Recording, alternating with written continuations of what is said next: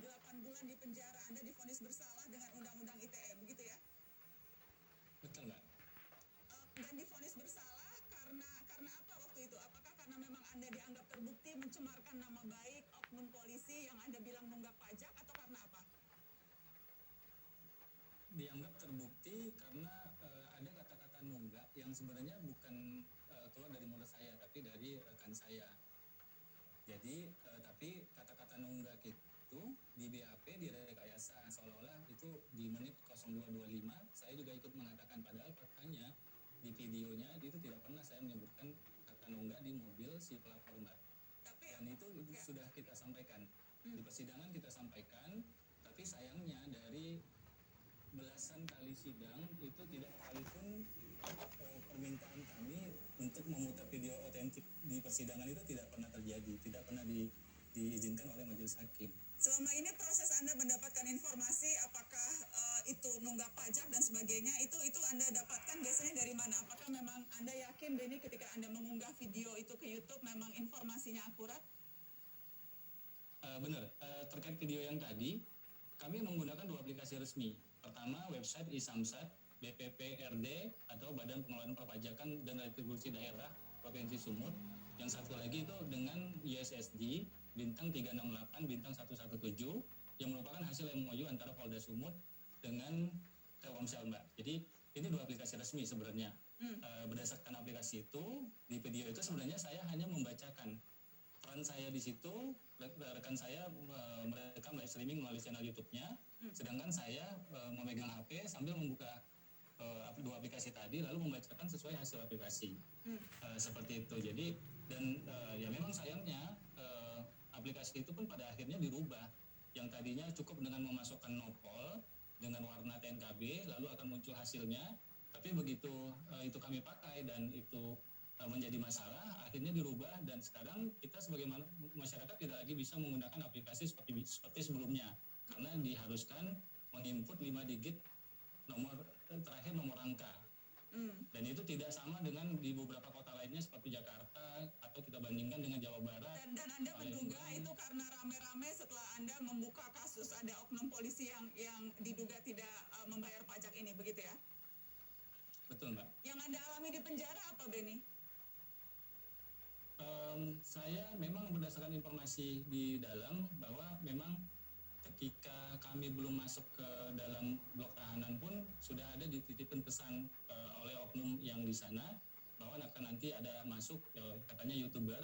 Jadi saya diminta untuk tidak dikasih enak, jangan dikasih enak, disuruh disiksa, lalu disuruh tidur di WC. Sehingga akhirnya karena perintah ini datang dari oknum itu, akhirnya napi yang di sana justru dengan ini ya, dengan gampangnya melakukan siksaan itu karena tidak takut. Saya tidak akan bisa lapor kemana-mana karena sudah dititipin seperti itu. Jadi saya mengalami pemerasan sampai kurang lebih sekitar 12 juta. Saya masuk ke sana itu tidak gratis. Saya di penjara pun tidak gratis. Saya untuk tidur saja saya harus bayar. Diminta uang kebersamaan segala macam sampai hampir 12 juta. Lalu saya juga disiksa karena ketika saya tidak bisa atau keluarga saya tidak bisa menyediakan uang seperti yang diminta, maka langsung saya dipukulin sampai sempat mengalami beberapa luka. Cuman sayangnya ketika saya berharap PH datang untuk melakukan visum, justru keluarga dan PH tidak pernah diizinkan untuk menemui saya. Termasuk Komnas HAM sendiri ketika Komnas HAM dari Jakarta datang untuk menemui saya. Oke. Saya ingin minta tanggapan ICW. Yang jelas kan ini kasus nyata nih yang terjadi, Benny Edward.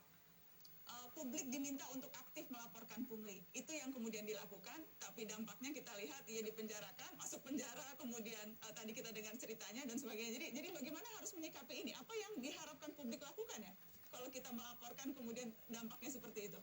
Ya, sebenarnya ini cerita yang sangat miris ya. Ada cukup banyak tindak pidana yang justru dialami oleh seorang pelapor yang menginginkan pelayanan publik lebih baik. Mulai dari kriminalisasi, penyiksaan, pemerasan, penegakan hukum, bahkan Komnas HAM, lembaga negara juga tidak diberikan akses. Pertanyaan lanjutannya adalah, yang pertama, apakah misalnya dalam kasus Mas Benny, apakah nopol tersebut pernah dibuktikan atau tidak bahwa dia menunggak pajak? Kalau seandainya terbukti menunggak pajak, apa treatmentnya? Bukan justru pelapornya dipenjarakan.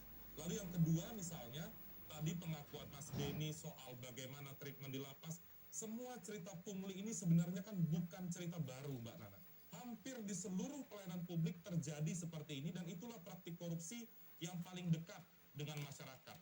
Persoalannya adalah pertama, apakah pemerintah pernah mensosialisasikan di setiap dinas, di setiap tempat pelayanan publik, di mana masyarakat untuk melapor. Ketika melaporkan, apakah perkembangannya dikasih tahu? Penuntasannya seperti apa? Jangan hanya sekedar kalau tren sekarang kan pemerintah melaporkan ada sekian ribuan kasus yang dilaporkan, tapi tidak dikasih tahu ribuan itu sampai mana prosesnya.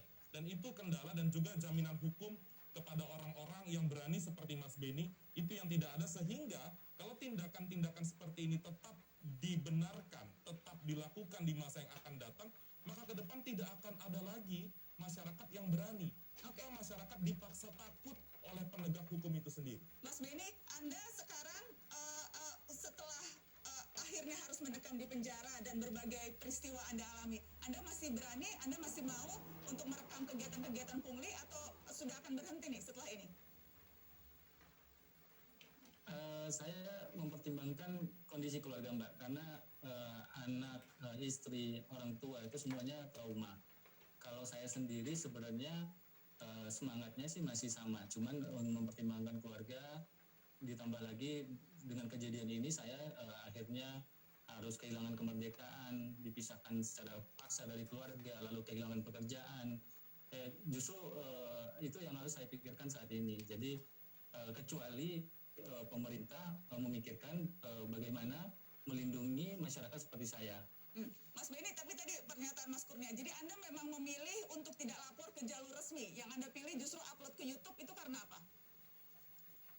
Karena sebenarnya pada saat sejarah awal kenapa saya seperti ini, kisah awal yang tadi saya menjadi korban pungli itu, saya sudah melakukan pelaporan.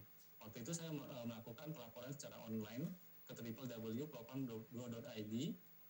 2014 artinya sampai sekarang sudah hampir jalan 8 tahun. Di situ ada nomor kontak yang diminta, tapi tidak pernah sekalipun saya dihubungi terkait laporan itu. Jadi Anda merasa jalur resmi tidak merespon karenanya Anda menggunakan jalur tidak resmi begitu ya? Bagaimana Pak Najih? Ombudsman kan juga kan kerap kali menerima laporan-laporan ini. Tetapi kalau kemudian publik merasa yang mereka laporkan tidak akan ada tindak lanjutnya, kemudian mereka melaporkannya ke publik begitu ya lewat media sosial, dan dampaknya seperti yang kita lihat terjadi pada Beni. Ya, seharusnya kasus Mr. B ini, Mas B ini harusnya mendapat Pulitzer ya kalau di dunia internasional gitu ya. Tapi sayangnya di Indonesia malah sebaliknya.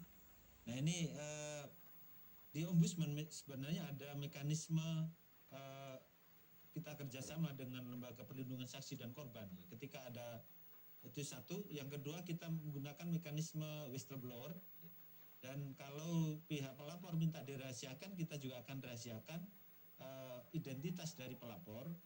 Namun dalam pendekatan menyelesaikan laporan masyarakat, kita selalu meminta klarifikasi dari pihak pelapor dan juga klarifikasi dari pihak terlapor secara terpisah gitu ya.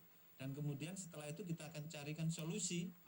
Yang sering kita lakukan adalah solusi untuk menyelesaikan problem-problem yang muncul di dalam pelayanan publik ini agar selesai, bukan karena yang lain, tetapi kita harapkan bahwa laporan yang ada ke Ombudsman kita selesaikan dan bukan malah justru membawa ini ke ranah pidana. Begitu. Betul. Ya Pak Najih. Oke, Mas Beni, yang Anda harapkan sekarang apa? Adakah upaya hukum lanjutan yang Anda lakukan setelah Anda sekarang keluar dari penjara?